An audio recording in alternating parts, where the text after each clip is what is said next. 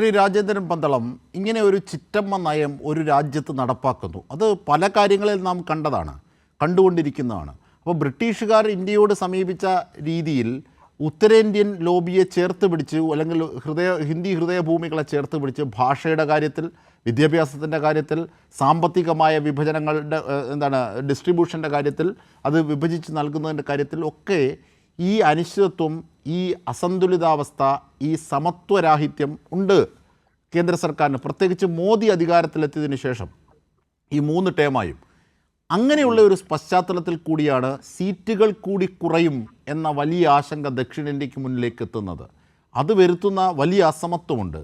അത് രാജ്യത്തെ തന്നെ 2ആയി വിഭജിക്കുകയാണ്.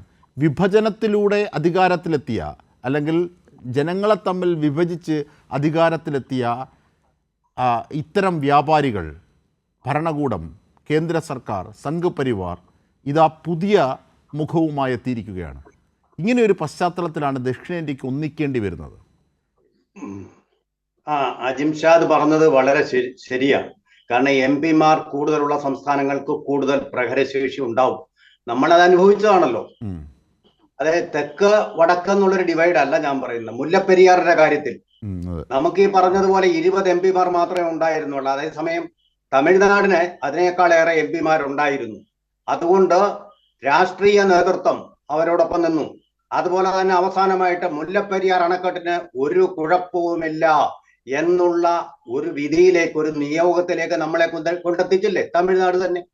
തമിഴ്നാടിന്റെ സമർത്ഥമായിട്ടുള്ള അവരുടെ MP-മാർ കൂടുതലുണ്ടെന്നുള്ള ആ ശക്തി അവർ കാണിച്ചുകൊണ്ട് അങ്ങനെ തന്നെ സാധിച്ചു. തീർച്ചയാണ്. അല്ല, അത് സ്വാഭാവികമായും ഈ വെള്ളത്തിന്റെ കാര്യത്തിൽ, ഈ വെള്ളവും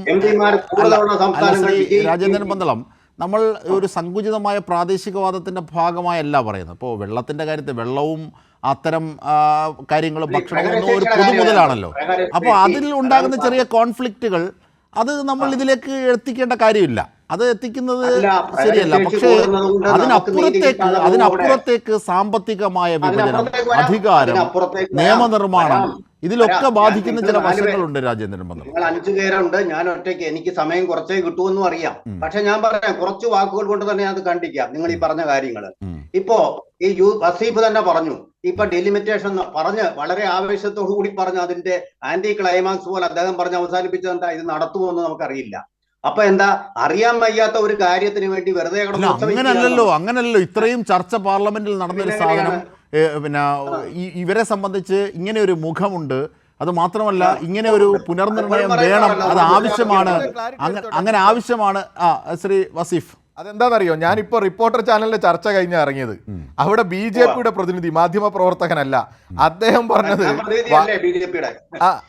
അദ്ദേഹം ഒരു ചില വിഷയങ്ങളിൽ BJP-യുടെ സഹചാരിത്വമുള്ള ആളാണ്. അതെ, BJP പ്രതിനിധി നേരത്തെ റിപ്പോർട്ടർ ചാനലിൽ വളരെ വ്യക്തമായി പറയാണ്, ഇത് നടപ്പിലാക്കാൻ പോകുന്നില്ല, നിങ്ങൾ ഈ പറയുന്നത് പോലെയല്ല നടപ്പിലാക്കുന്നത്, ഇതിനെക്കുറിച്ച് ചിന്തിച്ചിട്ടില്ല, ചർച്ച ചെയ്തിട്ടില്ല എന്നൊക്കെ പറഞ്ഞത്.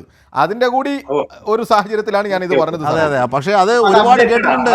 അവരിങ്ങനെയാണ് എല്ലാ കാര്യത്തെക്കുറിച്ചും പറഞ്ഞത്. ഇവരെ ഈ JK-യുടെ കാര്യം, ജമ്മു കാശ്മീരിന്റെ കാര്യത്തിലും 370 വകുപ്പിന്റെ കാര്യത്തിലും, പിന്നെ ഈ ഏക സിവിൽ കോഡിന്റെ കാര്യത്തിലും മറ്റു പല കാര്യങ്ങളിലും ഇത് തന്നെയായിരുന്നു പറഞ്ഞിരുന്നത്. അപ്പൊ ആ സംഘപരിവാർ തന്ത്രത്തിന് നമ്മൾ ചെവി കൊടുക്കേണ്ടതില്ല. ഇങ്ങനെ ഒരു ചർച്ചയും ഇങ്ങനെ ഒരു നീക്കവും നടത്തുന്നുവെങ്കിൽ അവർ അതിലേക്ക് എത്തിക്കും. അപ്പൊ എന്താണ് വേണ്ടത്? അപ്പൊ ഈ സ്റ്റാലിനും പിണറായിയും രേവന്തും എല്ലാം ചേർന്ന് നടത്തുന്ന കൂടിക്കാഴ്ചകൾ വെറുതെ? അതെ, ഇതെല്ലാം നിങ്ങൾ പറഞ്ഞ സത്യങ്ങൾ തന്നെയാണ്, സംശയമില്ല. പക്ഷെ നിങ്ങൾ പറയൂ, എന്താണ് ഒരു പരിഹാരം?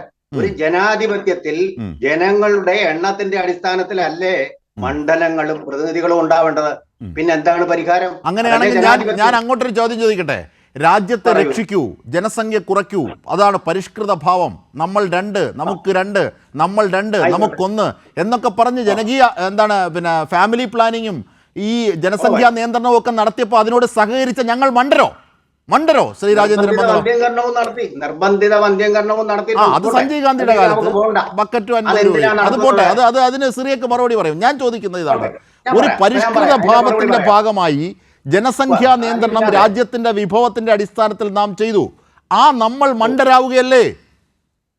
എന്നിട്ട് അതാണോ താങ്കൾ സൈദ്ധാന്തികവൽക്കരിക്കുന്നത്? അതെ, ഞാൻ പറയും സൈദ്ധാന്തികവൽക്കരിക്കല്ല, ഞാൻ പ്രായോഗികമായിട്ട് തന്നെ മറുപടി പറയാം. നമ്മൾ എന്തിനായി ജനസംഖ്യ കുറയ്ക്കുന്നത്? ജനസംഖ്യ കുറയ്ക്കുന്നത് ഒരു വെൽഫെയർ സ്റ്റേറ്റിന് വേണ്ടി, ജനസംഖ്യ കൂടിയ അതിന് എല്ലാവർക്കും വിതരണം ചെയ്യാനുള്ള വിഭവം നമുക്കില്ലാത്തത് കൊണ്ട്. അതുകൊണ്ടാണ് കേരളത്തിന്റെ ഹ്യൂമൻ ഡെവലപ്മെന്റ് ഇൻഡെക്സ് യൂറോപ്യൻ രാജ്യങ്ങളുടെ തുല്യമായിട്ട് നമുക്കാക്കാൻ കഴിഞ്ഞത്. അതാണ് നമ്മുടെ അതുകൊണ്ടുണ്ടായത്. അതാണ് നമ്മുടെ ശാപവും. അതുകൊണ്ട് ഒന്നും കിട്ടുന്നില്ല. നമ്മൾ പാവമാണെന്ന് പറയണം പോലും. നമ്മൾ പിന്നോക്കമാണെന്ന് പറഞ്ഞാലേ എല്ലാം കിട്ടുമെന്നാണ് ഇപ്പൊ കേന്ദ്ര സഹമന്ത്രിമാർ, അത് മലയാളിയായവർ പറയുന്നത്. എന്താണ് പറയുന്നത്? മലയാളിയായ കേന്ദ്ര സഹമന്ത്രിമാർ പോലും പറയുന്നത് നമ്മൾ കേരളം പിന്നോക്കമാണെന്ന് സ്വയം പ്രഖ്യാപിക്കൂ, എങ്കിൽ നിങ്ങൾക്ക് ഡെവലപ്മെന്റ് ഇൻഡെക്സില്. അതുകൊണ്ടാണല്ലോ ബംഗാളിൽ നിന്നുള്ള ആൾക്കാരും ഒക്കെ തൊഴിലാളികളായിട്ട് ഇവിടെ വന്ന് പണി ചെയ്ത് സന്തോഷമായിട്ട് ജീവിക്കുന്നത്. ബംഗാൾ മാത്രമല്ല, ബീഹാർ, UP മൊത്തം കണക്കെടുത്തു. മൊത്തം കണക്കെടുത്തു. കേരളത്തിൽ വരുന്ന തൊഴിലാളികളിൽ 4ാം സ്ഥാനമേ ഉള്ളൂ. 4ാം സ്ഥാനവും ഇല്ല, 5നും പുറത്താണ് ബംഗാളിൽ നിന്നുള്ളവർ. കൂടുതലും വരുന്നത് ബീഹാർ, അസം, UP ഒക്കെയാണ്. ഈ ബംഗാളികൾ നമ്മളങ്ങ് പറഞ്ഞു പോകുന്നത്. നമ്മുടെ പോയിന്റ് അതല്ല, ഇത് വരുന്നുണ്ടല്ലോ നമുക്ക്. ഇതിനിപ്പോ നമ്മളിപ്പോ എത്ര ഇതിപ്പോ BJP ഗവൺമെന്റ് നടപ്പാക്കിയ ഒരു അജണ്ടയല്ല. 1951 തൊട്ടേ നടക്കുന്ന കോൺഗ്രസ് ഭരിക്കുന്ന കാലത്തെ ഉള്ള, നെഹ്റുവിന്റെ കാലത്തെ ഉള്ള ലിമിറ്റേഷൻ ആണല്ലോ. അത് ഇടക്കാലത്ത് നിർത്തിവെച്ചത് AB വാജ്പേയി ആണെന്ന് പറയുകയും ചെയ്തു. അതുകൊണ്ടാണ് 26 വരെ നടക്കാതെ പോയത്. പക്ഷെ അന്നത്തെ സാഹചര്യം വേറെയാ. നമുക്കൊരു സമവായം 13 ദിവസവും അങ്ങനെ കഷ്ടിച്ച് പോയിരുന്ന എന്തോ 13 ദിവസവും പിന്നീട് വന്ന് പറഞ്ഞത് നമുക്കൊരു സമവായം വേണമെന്നാണ് പറഞ്ഞത്. സമവായം. ആ സമവായം എന്തായിരിക്കണം? ഇതിപ്പോ സംയുക്ത കമ്മിറ്റിയുടെ ആദ്യ യോഗമാണ് ഇപ്പൊ ഗണ്ടിയിലെ പഞ്ചനക്ഷത്ര ഹോട്ടലിൽ നടന്നത്. അവസാനമല്ല, ഇനിയുണ്ട് യോഗങ്ങൾ. പഞ്ചനക്ഷത്രം എടുത്തു പറയണ്ട, അതിപ്പോ അതിന്റേതായ സെക്യൂരിറ്റി വരും. പഞ്ചനക്ഷത്രം എന്ന് പറയുന്നതിൽ ഒരു ദുഷ്ടലാക്കുണ്ട്. മോദി കുടിലൊന്നും അല്ലല്ലോ മീറ്റിംഗ് നടത്തുന്നത്, മോദി അമിത്ഷായും. ആയിക്കോട്ടെ, ഞാനത് പറഞ്ഞു, വസ്തുത പറഞ്ഞതേ ഉള്ളൂ. നിങ്ങൾ ഈ പറയുന്നത് ദുഷ്ടലാക്കില്ല. BJP ജയിക്കുമെന്നുള്ള ദുഷ്ടലാക്കോട് കൂടിയല്ലേ മീറ്റിംഗ് കൂടിയത്. അഴിമതിയിൽ ആ സകലം മുങ്ങി നിൽക്കുന്ന ആ MK സ്റ്റാലിന് രക്ഷപ്പെടാൻ വേണ്ടിയിട്ടല്ലേ ഇപ്പൊ ഇങ്ങനൊരു ഹൈപ്പ് ഉണ്ടാക്കി വെച്ചത്. അഴിമതി ഇല്ലാത്ത ആർക്കാണാവോ? വ്യാപം അഴിമതി മുതൽ പല വിധത്തിലുള്ള അഴിമതികൾ നടത്തുന്നത് ആരാണാവോ? സ്വയം പറയൂ. ജനങ്ങളുടെ പണമെല്ലാം പിരിച്ചെടുത്ത് ഒരു ചെറിയ വിഭാഗത്തിന് ബാങ്കിങ് വഴി കൊടുത്തിട്ട് അവരുടെ കടമെല്ലാം എഴുതി തള്ളുന്നത് ആരാണാവോ? എന്നിട്ട് പാവങ്ങളുടെ മേൽ അധിക നികുതി ചുമത്തുന്നത് ആരാണാവോ?